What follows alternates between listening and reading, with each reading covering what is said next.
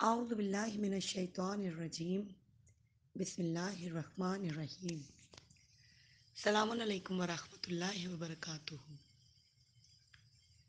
تفسیر قرآن کے حوالے سے سورہ بقرہ آیت نمبر 2 کی تفسیر آپ کی خدمت میں حوزہ علمیہ جامعہ حیدریہ عباس آباد کی جانب سے پیش کی جاتی ہے۔ ذالک الکتاب لا ریب فیہ ھدی للمتقین۔ لفظی ترجمہ: ذالکہ وہ، خاص، کتاب کتاب، لا نہیں، ریبہ شبہ بدگمانی، فی میں، ہی وہ یا اس، ہدن ہدایت، لی لیے یا واسطے، متقین تقوی اختیار کرنے والے۔ ترجمہ: یہ وہ کتاب ہے جس میں کوئی شبہ نہیں ہے، یہ با تقوی لوگوں کے لیے ہدایت ہے۔ ذالک عربی زبان میں دور کی چیز کی طرف اشارہ کرنے کے لیے استعمال ہوتا ہے،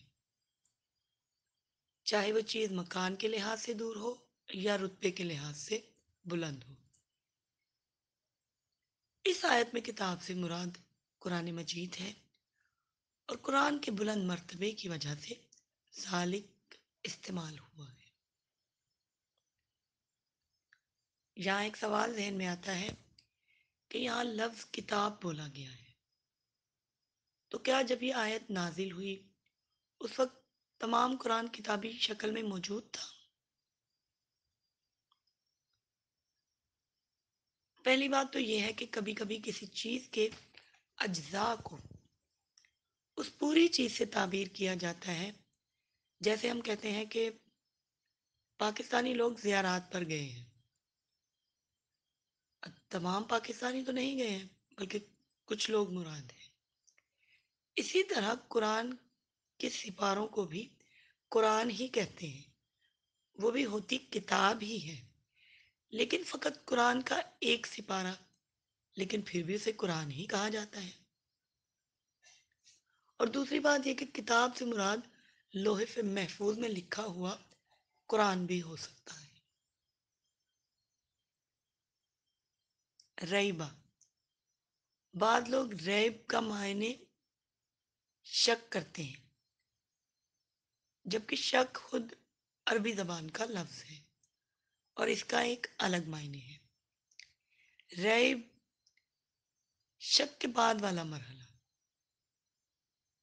جب انسان کسی چیز سے بدگمان ہو جاتا ہے تو اسے ریب کہتے ہیں۔ لیکن اس سے مراد یہ بھی نہیں ہے کہ اس کتاب کو پڑھنے کے بعد کسی کو بھی شبہ اور بدگمانی نہیں ہوگی، بلکہ اس کا مطلب یہ ہے کہ اسے مکمل طور پر سمجھنے کے بعد اس میں کوئی شبہ یا بدگمانی باقی نہیں رہتی۔ بعض لوگ قرآن کے مطالعے سے شبہ کا شکار ہو جاتے ہیں، تو اس کی وجہ ان کی نادانی اور قرآن سے غلط مطلب سمجھنا ہے۔ تاریخ میں ایسے بہت سے واقعات موجود ہیں۔ مثلا ایک وقت تھا جب سورج کو رکا ہوا اور نظام شمسی کا مرکز تسلیم کر لیا گیا اور یہ ثابت ہو گیا کہ زمین سورج کے گرد گھومتی ہے، تو بہت سارے لوگوں کے دلوں میں قرآن کے بارے میں بدگمانی پیدا ہو گئی، کیونکہ قرآن تو کہہ رہا ہے، سورہ یاسین کے آیت نمبر 38 میں ارشاد ہوتا ہے، اور سورج اپنے مقررہ ٹھکانے کی طرف چلا جا رہا ہے۔ اب جدید تحقیق سے یہ ثابت ہوا ہے کہ سورج اس نظام کا مرکز ہے اور اپنے سیاروں سمیت مسلسل حرکت کر رہا ہے۔ اس نئی تحقیق سے قرآن کے خلاف جو بدگمانی پیدا ہو گئی تھی وہ ختم ہو گئی، یعنی شبہ قرآن میں نہیں تھا بلکہ قرآن کو سمجھنے میں تھا۔ خود قرآن میں شبہ ناممکن ہے۔ اگلی بات میں ہدایت کا ذکر ہے۔ اب سوال یہ ہے کہ ہدایت کیا ہے؟ ہدایت کا لفظ قرآن میں بہت زیادہ استعمال ہوا ہے اور اس کے دو معنی ہیں۔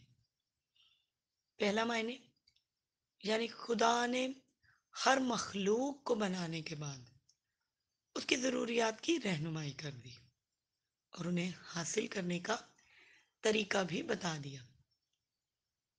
مثلاً جب کسی جانور کا بچہ پیدا ہوتا ہے تو دودھ پینے کے لیے اپنی ماں کی طرف جاتا ہے، حالانکہ اس سے پہلے وہ پیٹ میں تھا اور اسے باہر کی دنیا کا کچھ پتہ نہیں تھا۔ اسی بات کی طرف قرآن نے اشارہ کیا ہے سورہ طٰہٰ کی آیت نمبر 50 میں۔ ترجمہ: کہا ہمارا پروردگار وہ ہے جس نے ہر چیز کو پیدا کیا اور پھر اس کی ہدایت کی۔ دوسرا معنی یہ ہے کہ انبیاء اور آسمانی کتابیں انسان کی ہدایت کرتے ہیں تاکہ انسان اس کے ذریعے کمال تک پہنچ جائے۔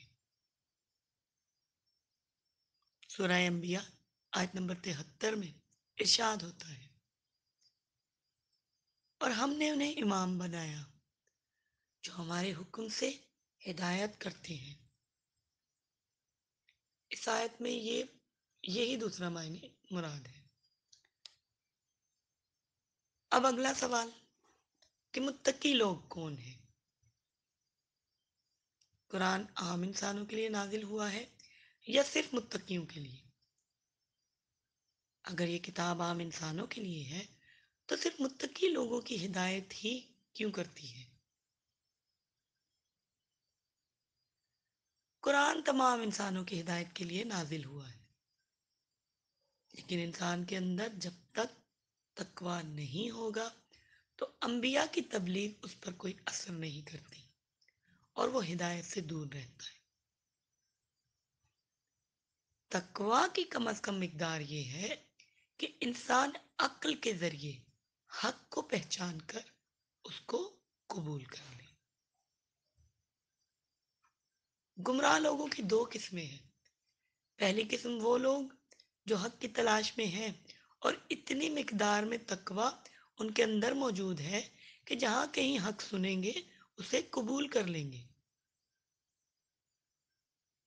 دوسری قسم میں وہ لوگ شامل ہیں جو تعصب اور ہٹ دھرمی کا شکار ہیں، نہ حق کو تلاش کرتے ہیں نہ ہی اسے قبول کرتے ہیں، بلکہ حق کو دیکھ کر اسے مٹانے کی کوشش کرتے ہیں۔ قرآن صرف پہلی قسم کے گمراہ لوگوں کی ہدایت کر سکتا ہے جن کے اندر کم از کم حق بات قبول کرنے کی صلاحیت ہوتی ہے، جبکہ دوسری قسم کے لوگ قرآن سے ہدایت نہیں لے سکتے کیونکہ ان کے اندر ہدایت قبول کرنے کی صلاحیت نہیں ہے۔ تفسیر قمی میں حضرت امام جعفر صادق علیہ السلام سے روایت ہے، آپ ارشاد فرماتے ہیں، متقین سے مراد ہمارے شیعہ ہیں اور یہ ہمارے شیعوں کے اوصاف بیان ہو رہے ہیں۔ ہمارے شیعہ وہ ہیں جو غیب پر ایمان رکھتے ہیں اور نماز قائم کرتے ہیں اور جو کچھ ان کو رزق عطا کیا گیا ہے اس میں سے خرچ کرتے ہیں۔ آپ نے فرمایا اس سے مراد یہ ہے کہ جو علم ہم نے ان کو سکھایا ہے اس کی وہ نشر و اشاعت کرتے ہیں، اور جو قرآن ہم نے ان کو تعلیم دیا ہے اس کی وہ تلاوت کرتے ہیں۔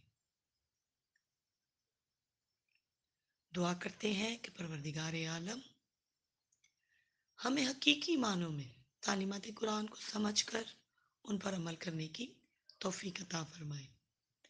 انشاءاللہ نیکسٹ تفسیر کے ساتھ کل آپ کی خدمت میں دوبارہ پیش ہوں گے، تب تک کے لیے آپ لوگوں سے اجازت چاہتے ہیں۔